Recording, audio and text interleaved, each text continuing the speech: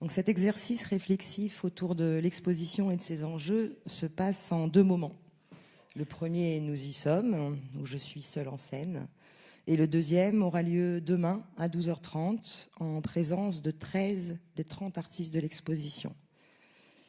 De ce fait, il sera donc ici peu question des propositions des artistes qui seront abordées demain, ce qui devrait, je l'espère, vous encourager à venir. Par ailleurs, une fois n'est pas coutume, je ne passerai pas d'image pour ce propos introductif. Je me suis dit qu'une petite détox numérique nous ferait du bien à tous et à toutes. Et en lieu et place de l'habituel PowerPoint d'images, je vous propose plutôt une méthode. Une méthode qui m'a guidée et influencée pour l'exposition, jusque dans la manière dont j'ai conçu l'accrochage. Cette méthode, c'est celle de la dérive. Une dérive dans les entrelacs d'intuition, d'interrogation et de référence qui m'ont guidée pendant 1 an et demi pour conceptualiser cette exposition. Cette notion de dérive, je l'emprunte, comme le titre de l'invention du quotidien, à Guy Debord, chef de file du mouvement des situationnistes, dans un très joli texte datant de 1954. La dérive, pour Guy Debord, étant une manière d'entrer, d'errer même, sans but, dans un lieu pour mieux le découvrir, en se laissant imprégner par ce que cette promenade peut amener comme changement de perspective, de rencontres heureuses et fortuites, pour regarder le monde, c'est leur mot, sous un angle radicalement différent. Êtes-vous prêts pour la dérive avec moi, messieurs, dames? Ouais. Alors en plus, la dérive, par définition, on ne sait pas quand ça commence, on ne sait pas quand ça finit. Donc je n'ai aucune idée de ce que j'ai écrit, combien de temps ça dure. On verra bien. Commençons simplement. L'exposition L'invention du quotidien est une exposition collective qui rassemble 30 artistes, 67 œuvres et 5 nouvelles productions ambitieuses.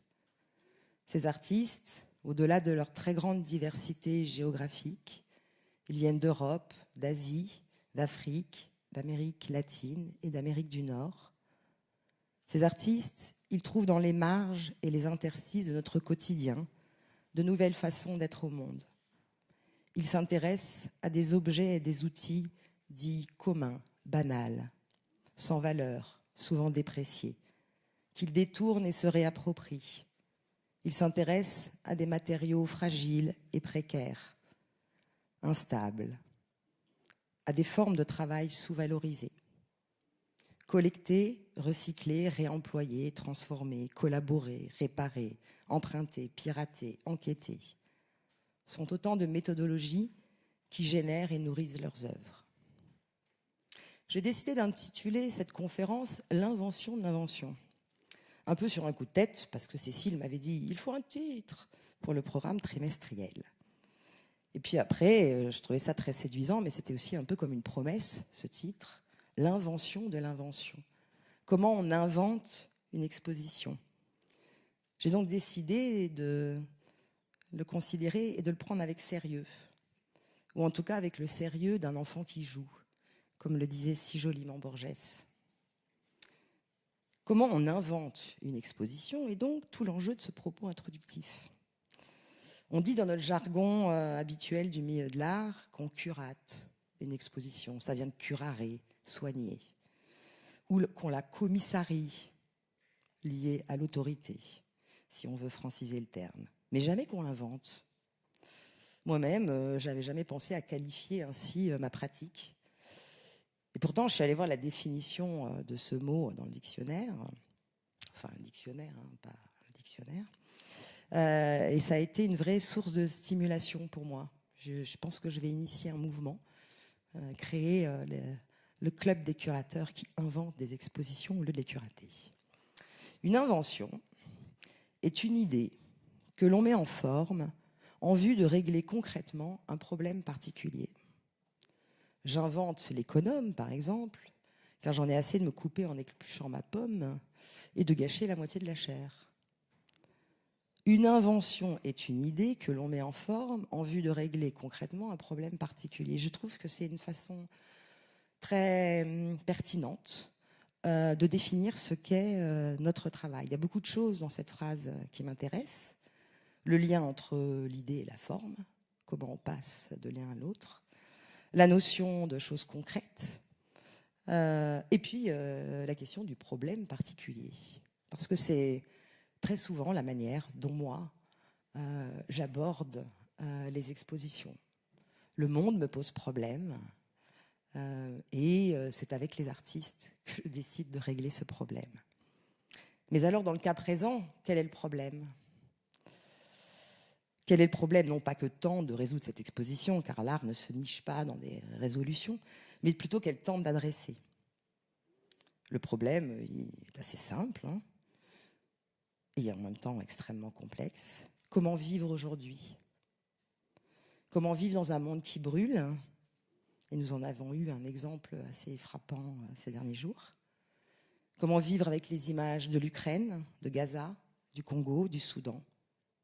Comment vivre dans un monde où les dérives autoritaires et fascisantes se développent de manière absolument sidérante ?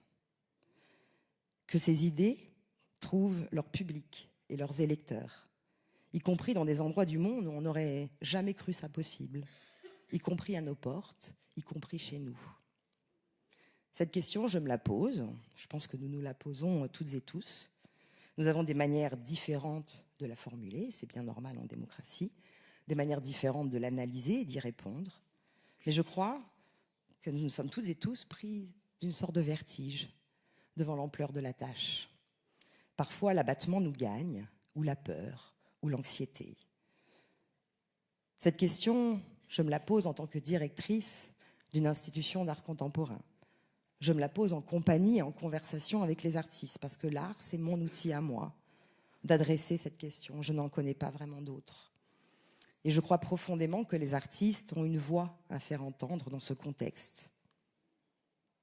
Mais si je vais être complètement honnête avec vous ce soir, cette question, je me la pose d'abord et avant tout en tant que mère de 2 enfants qui vont rentrer doucement et sûrement dans l'âge adulte. Petite incise sur mes enfants, si vous permettez. On dit souvent, c'est marrant parce que c'est souvent avec les écrivains qu'on le dit, qu'un auteur, et je crois qu'un commissaire, inventeur, curateur d'exposition, est un auteur. Qu'un auteur, donc, écrit toujours pour quelqu'un qui lui est cher, avec l'espoir, évidemment, que cette adresse très personnelle va trouver un chemin pour être ensuite partagée par le plus grand nombre. Je ne sais pas pourquoi, pendant très longtemps, j'ai un peu refusé cette idée. Et puis je me suis rendu compte assez récemment qu'effectivement, pendant 25 ans, j'avais écrit des expositions pour entretenir une conversation avec mon père et avec l'histoire de ma famille de Pieds Noirs d'Algérie. Et cette phrase, elle n'a pas été facile à dire. Mais depuis 4-5 ans, depuis le Covid en fait, j'ai changé d'interlocuteur. Je me rends compte que j'écris des expositions pour entretenir une conversation avec mes 2 enfants. Dans les 2 cas, je parle ici d'une conversation totalement secrète, dont les principaux intéressés ne sont même pas informés. À part ce soir, où j'ai tout fait pour que mes enfants soient présents dans cette salle.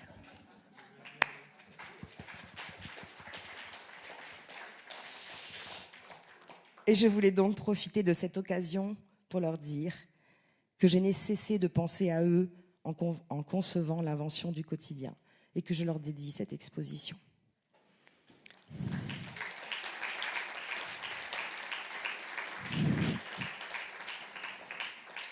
Fin de l'incise. Revenons à notre problème. Dans ce contexte, que faire ? Che fare ? Comme nous dit en 1969 l'artiste italien Mario Merz dans une des œuvres qui appartient à la collection du CAPC. Que faire ? Que faire ? Au moment où toutes ces pensées m'agitent, je lis un petit texte de Bell Hooks, une théoricienne féministe afro-américaine qui fait un texte très court et à la fois théorique et pratique sur la question des brave space. Alors, il faut savoir que Bell Hooks, c'est une des théoriciennes qui a créé ce qu'on appelait les safe space, c'est-à-dire des espaces sûrs, des espaces confortables dans lesquels des paroles minorées, invisibilisées, pouvait s'exprimer. Dans ce texte, sur les brave spaces, Bell Hooks nous dit « C'était très important, les safe spaces. C'était une étape. Mais maintenant, le problème que ça a créé, c'est que ça nous a tous mis dans des communautés de parole. Et maintenant, on doit passer à la prochaine étape. Et la prochaine étape, c'est les brave spaces. Déjà, à ce stade, j'étais en transe. Mais ce que je trouve encore plus intéressant, c'est que, pour moi, si vous me dites brave space, je comprends l'espace du courage. Mais la traduction du texte en français, brave, c'est l'encouragement. Donc, non pas le courage que je prends, mais celui que je donne à l'autre, donc dans la relation avec l'autre. Et voici comment advient l'eureka pour une exposition. Parce qu'évidemment, il n'y a pas d'invention s'il n'y a pas d'eureka. Ce moment où je me dis, mais c'est vraiment comme ça que ça s'est passé, je vais faire une exposition d'encouragement. Entre parenthèses, pour mes enfants, hein, vous aurez compris le fil rouge de mon intervention. Une exposition qui parle de comment, malgré le malheur du monde, on peut se saisir de ce que le réel a à nous offrir pour changer les paramètres et les paradigmes avec lesquels nous produisons et nous faisons société. Et en partant de ce mot d'encouragement, comme point de départ pour une exposition, j'ai repensé à un livre qui, moi, m'avait donné du courage quand j'étais jeune. Un livre qui donne son titre à l'exposition. Et on y vient, c'est L'invention du quotidien de Michel de Certeau, assisté de Luce Giard et Pierre Mayol, qui a été écrit en 1980. Michel de Certeau, c'est une figure atypique du milieu intellectuel français des années 70. Atypique car il est philosophe, théologien, historien et prêtre jésuite. En 1968, il signe un petit texte éclairant pour expliquer précisément les événements de mai 68 qui ont sidéré le contexte économique et politique à l'époque. Et c'est sans doute la raison pour laquelle le ministère de la Recherche, qui lui aussi essaie de comprendre ce qui se passe dans ce moment chaotique, donc comme quoi tout est cyclique dans l'histoire, lui commande en 1980 une étude qualitative sur ce qu'ils appellent les habitudes de consommation culturelle des Français. En collaboration avec ses étudiants, donc c'est vraiment un régime de production de la pensée avec l'autre et avec la jeunesse, et deux de ses collaborateurs, Luce Giard et Pierre Mayol, de Certeau, sort en 1980 L'invention du quotidien en 2 volumes. Volume 1 qu'il écrit complètement Art de faire, art avec au pluriel, avec un S, entièrement écrit par lui donc, et volume 2, Habiter, cuisiner, écrit dans sa quasi-totalité par Luce Giard et Pierre Mayol.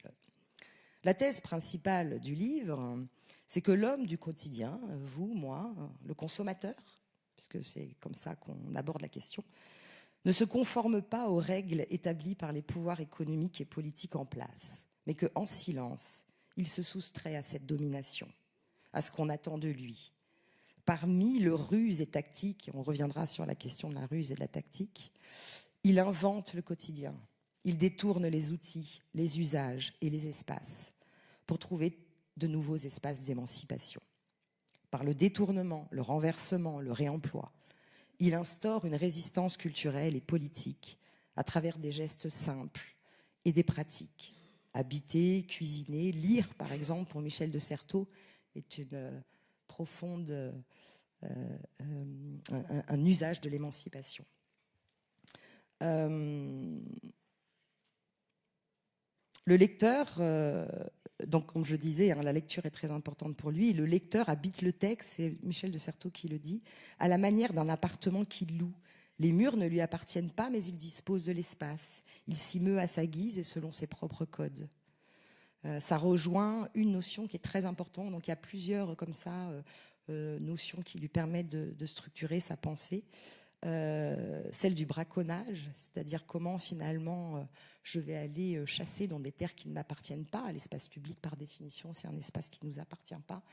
Mais comment je vais me saisir des éléments de ces terres qui ne m'appartiennent pas et à mon propre profit. Un autre point théorique qui est très intéressant, c'est la différence qu'il fait entre la tactique et la stratégie. La stratégie, c'est l'ensemble d'outillages régie par les institutions pour finalement, à long terme, nous faire faire ce qu'ils ont prévu de faire. La tactique, c'est la ruse. C'est une forme d'intelligence pratique qui permet aux plus faibles de remporter des combats en s'adaptant de manière furtive. Furtive, la résidence les furtifs, et en saisissant les opportunités. La tactique, c'est une série d'opérations, de gestes, de pratiques, en lien avec un contexte spécifique qui va redéployer les rapports de force. Le bricolage est aussi important, et en ce sens, il est dans une forme de cousinage intellectuel avec Claude Lévi-Strauss, qui, dans la pensée sauvage, définit le bricolage comme une séquence, celle d'une appropriation, d'un détournement et d'une réappropriation. C'est-à-dire, selon lui, la capacité qu'a l'homme, à partir d'éléments préexistants, de redéfinir et de reconstruire un monde à son échelle. La question du jeu, du détournement est aussi importante. Il y a chez Michel de Certeau un élan optimiste, une générosité de l'intelligence et une confiance donnée à autrui. On retrouve là la notion d'encouragement chère à Bellux. De sorte qu'aucune situation ne lui apparaît a priori comme figée ou désespérante. Certeau discerne toujours, dans les usages qui sont faits du quotidien, des micro-résistances qui fondent des libertés en leur faisant mobiliser des ressources insoupçonnées. Dans cette confiance envers l'intelligence et l'inventivité du plus faible, du plus commun, dans l'attention à sa mobilité tactique, se dessine une conception éthique de l'agir et de l'espoir. Cette conception se nourrit d'une sensibilité esthétique qui s'exprime chez de Certeau à travers la capacité à s'émerveiller, un mot qu'on entend plus souvent. Je le cite, « Le quotidien est parsemé de merveilles, écume aussi éblouissante que celle des artistes ou des écrivains. Sans nom propre, toutes sortes de langages donnent lieu à ces fêtes éphémères qui surgissent, disparaissent et reprennent. » S'il est vrai que par tous ces temps et se précise le quadrillage de la surveillance généralisée, c'était déjà vrai en 1980, c'est devenu exponentiel aujourd'hui, il est pour de Certeau urgent de déceler comment une société entière ne s'y conforme pas. Ce sera trop long à développer parce que je vois le temps qui tourne, mais il faut replacer aussi la pensée de Certeau dans le contexte intellectuel de son époque, qui est dominé par deux figures que sont Pierre Bourdieu et Michel Foucault. Et donc, en tout cas avec Bourdieu, s'ils ne divergent pas forcément sur le constat, ils se distinguent, voire à certains endroits s'opposent, puisque pour Bourdieu, l'être humain est enserré dans ses habitus et ses déterminismes dont il ne peut s'échapper. Alors que chez de Certeau, par mille pratiques des résistances, l'homme du quotidien s'approprie le réel, le retourne, le détourne, le transforme, dans une créativité dispersée, certes, tactique, bricoleuse, joueuse. Ces manières de faire, c'est de lui, composent le réseau d'une antidiscipline qui est le sujet même du livre. Alors pourquoi convoquer aujourd'hui un texte qui était somme toute ancré dans son époque et les débats intellectuels dont je viens de parler? Parce que cet essai propose selon moi un cadre conceptuel étonnamment efficace pour observer les pratiques de certains artistes aujourd'hui et au-delà des artistes, de certains militants, de certains groupes constitués, de certains paysans, de certains cuistots. Tout cela se développe à plein d'endroits. Mais les artistes, eux, renouvellent les enjeux de l'appropriation, du détournement, et en lien et en regard avec le contexte qui est le leur, un contexte, je le rappelle, de raréfaction des ressources, d'extractivisme carnassier et de surconsommation mortifère.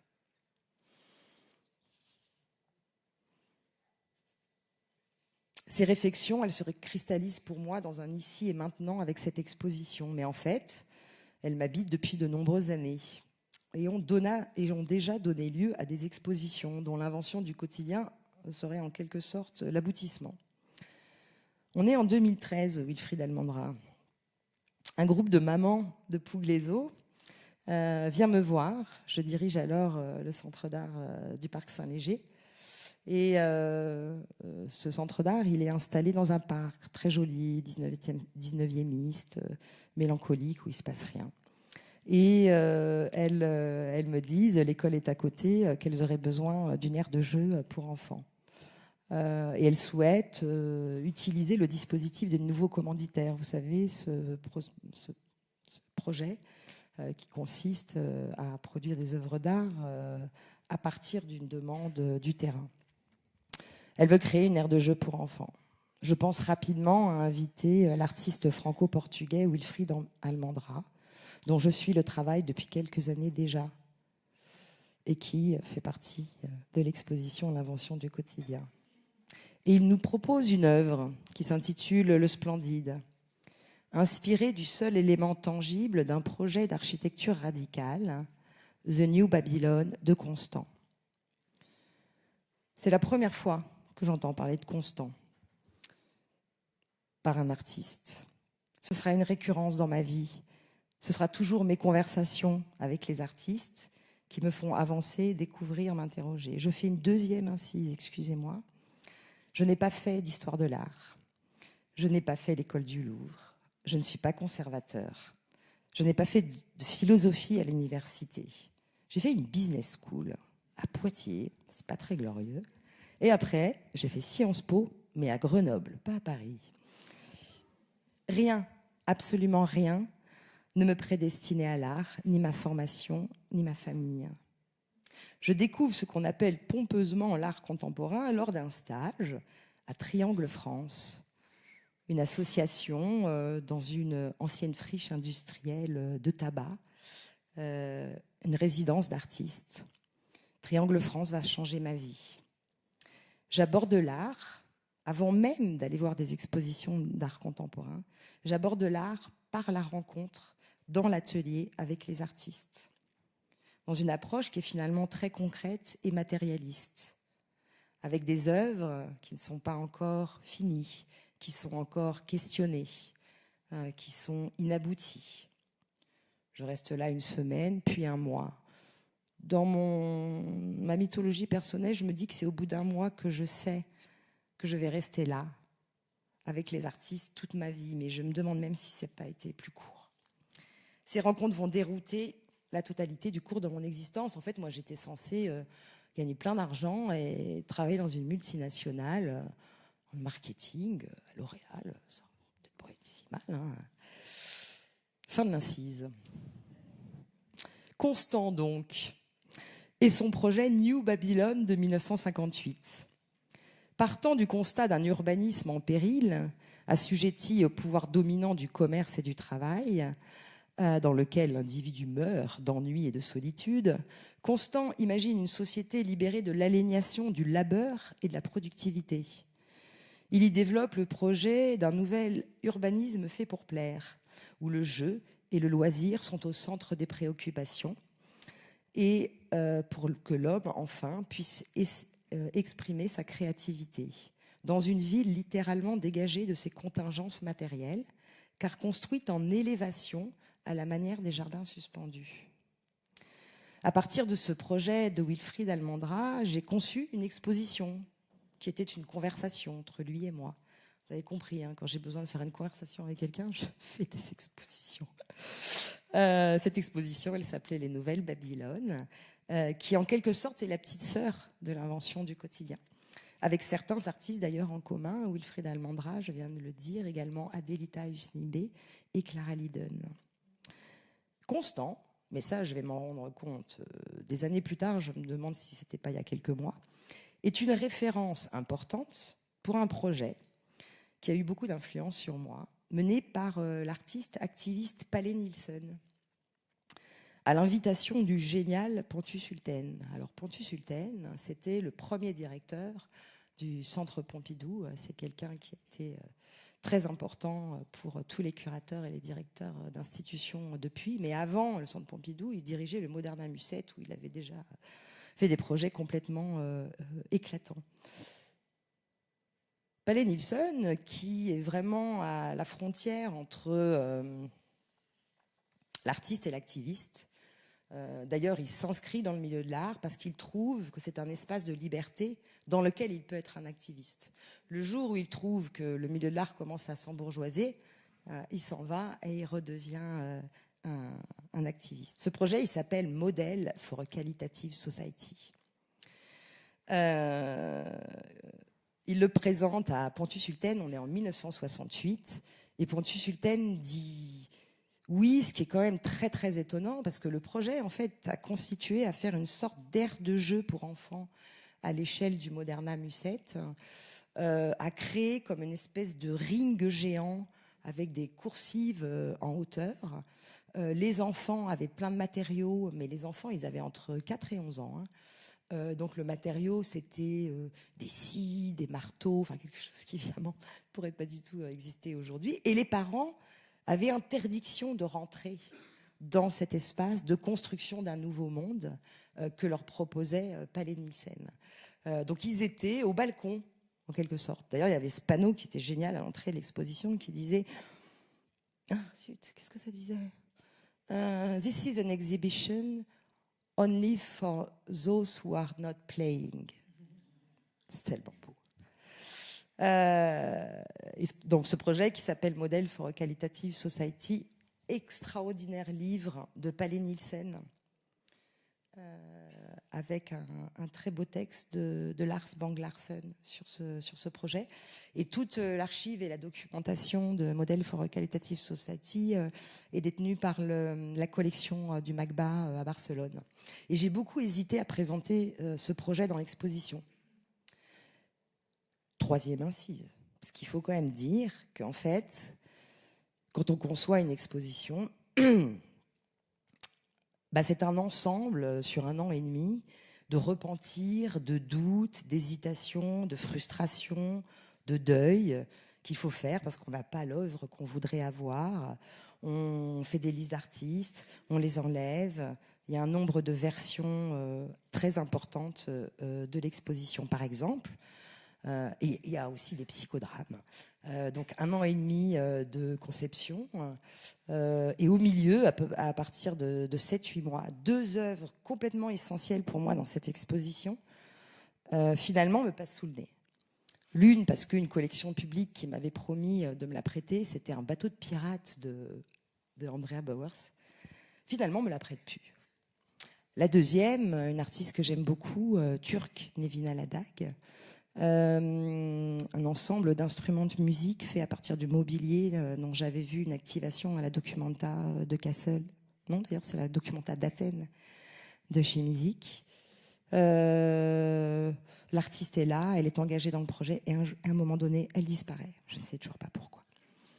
En tout cas, j'ai décidé de ne pas présenter Palais Nielsen parce que c'est une documentation. Et qu'à un moment donné, je me suis dit que j'avais envie aussi de faire une exposition de forme et de sculpture. Toutes ces questions, ces réflexions listées, évoquées ici en ordre très dispersé, sont les réflexions qui m'amènent au début de l'année 2024. C'est-à-dire qu'en fait, là, on n'a pas encore commencé à travailler concrètement. Pour commencer à travailler, chacun a sa méthode. Moi, je pose en l'occurrence une liste de verbes, des manières de faire, comme nous dit Michel de Certeau, qui va fonctionner pour moi comme un mind map et qui va m'aider à poser une première liste d'artistes. Cette liste de verbes, alors j'en ai déjà parlé, vous voulez que je vous transformer, pirater, collaborer, s'approprier, collecter. Je pars d'une première liste d'artistes. Il y a plusieurs typologies d'artistes dans cette exposition. Il y a des artistes avec qui, dont je suis le travail depuis de très nombreuses années, avec qui j'ai collaboré. On a parlé de Wilfried Amandra, on pourrait parler de Daniel Otero Torres. Il y a des artistes que j'aime si profondément que je ne peux pas m'empêcher, à peu près tous les 1 an et demi, de les mettre dans des expositions. C'est le cas notamment de Francis Alice. C'est le cas de Clara Lydon. J'ai jamais réussi en fait encore à rencontrer ces artistes-là, mais à chaque fois régulièrement je les remets. Et puis c'est aussi l'occasion de travailler avec des artistes que je suis depuis longtemps et dont j'attendais l'opportunité. Par exemple, à Neuilord Goutou, j'ai découvert son travail en 2011 dans une exposition collective au Vite de Vite qui s'appelait Making is Thinking. Pas mal. Curatée par Zoé Gray. Et à l'époque, je m'en rappelle très bien, c'était une série de photos et je m'étais dit, je vais travailler avec cet artiste. Ça a pris 15 ans. À partir donc de cette première liste, qui n'est pas du tout la liste de la fin, la première liste, j'écris une première version de texte assez court. En fait, c'est la base d'un mail que je vais envoyer à des artistes. Ce mail, il est évidemment plein d'espoir. Il entame une conversation. Parfois, il la finit dès le départ, parce que pour X raisons, qui peuvent aussi être des raisons de calendrier, les artistes ne répondent pas ou répondent par la négative. C'est-à-dire que quand on dit finalement que la conception d'une exposition, ça dure 1 an et demi, en fait, ça dure beaucoup plus. En fait, ça ne s'arrête jamais. En fait, ce sont des strates en fait, de réflexion qui, à un moment donné, se cristallisent. Vous retrouverez dans la spatialisation de l'exposition que vous allez découvrir dans quelques minutes et le choix des œuvres opérées avec les artistes, certains motifs que je viens de développer.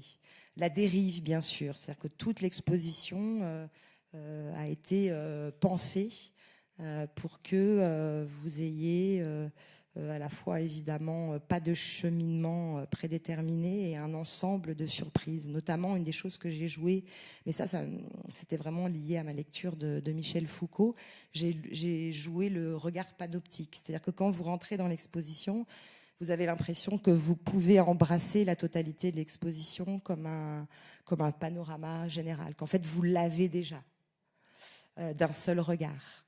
Mais tout est en retournement et en détournement.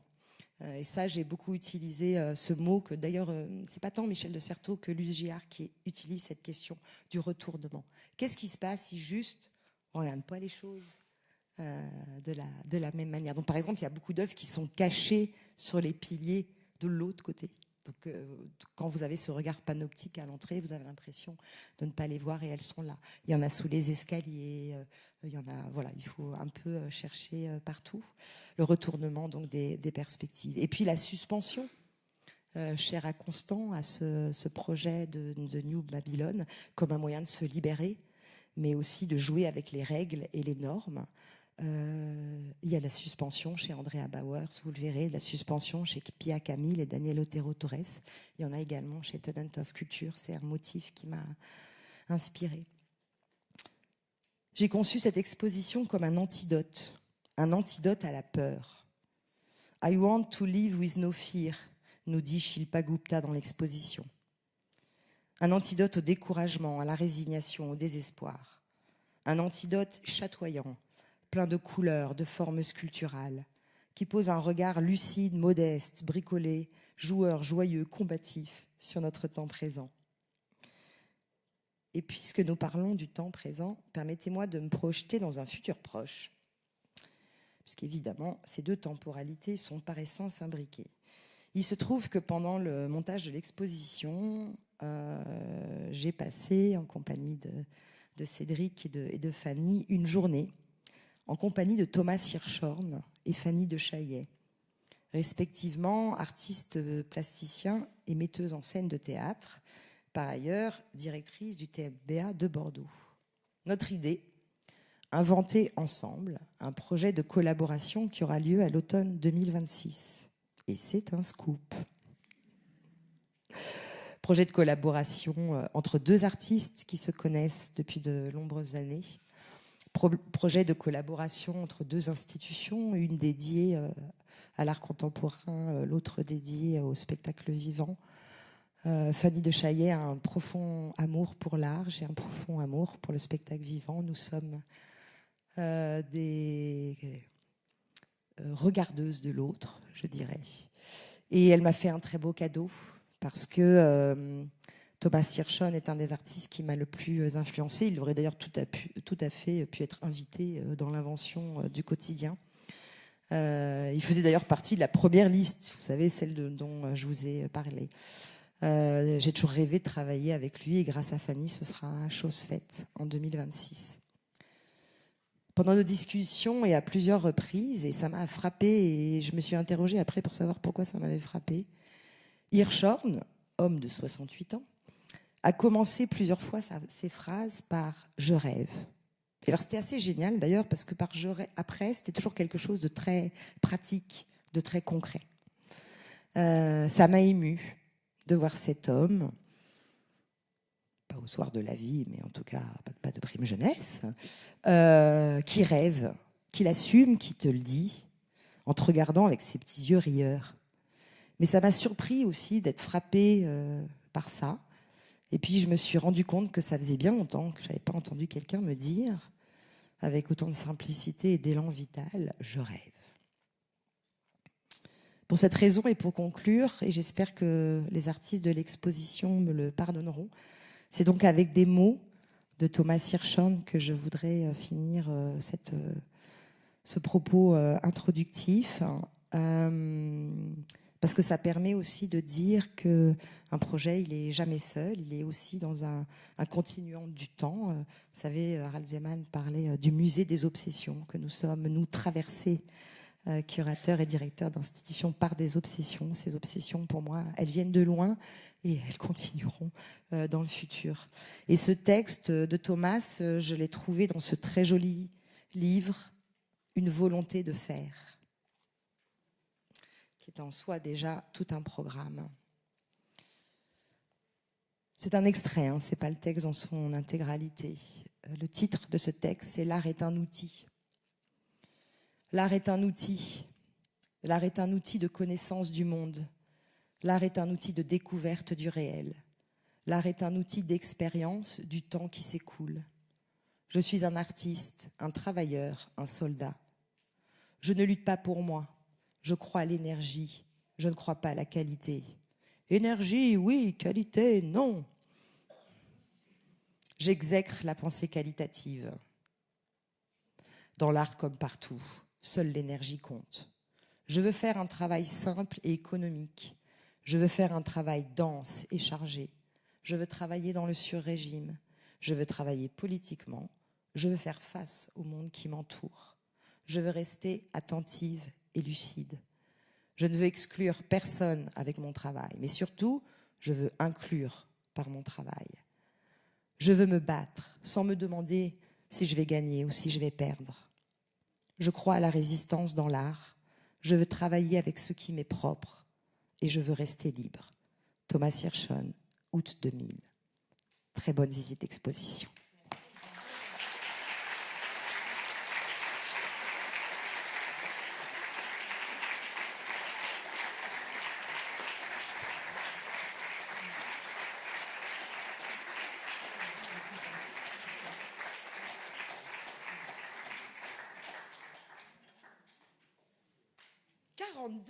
Extraordinaire. Merci à toutes et à tous pour votre attention.